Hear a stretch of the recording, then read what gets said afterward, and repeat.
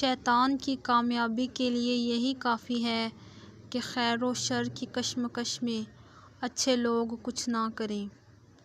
کون کیا کر رہا ہے، کیسے کر رہا ہے، کیوں کر رہا ہے، ان سب سے آپ جتنا دور رہیں گے اتنا ہی خوش رہیں گے۔ بہترین انسان وہ ہے جو مسائل حل کرتا ہے اور بدترین وہ ہے جو مسائل پیدا کرتا ہے۔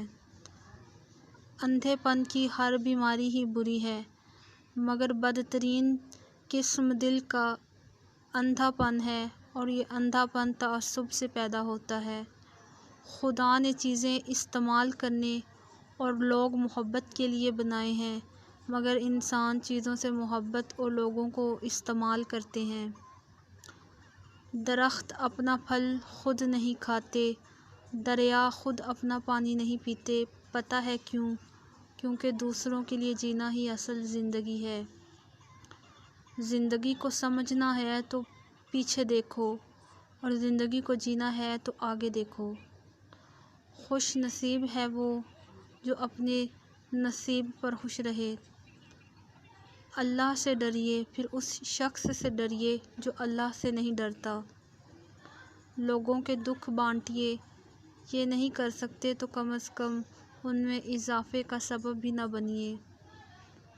شادی ناکام کسی بھی وجہ سے ہو، کامیاب اکثر عورت کی وجہ سے ہوتی ہے۔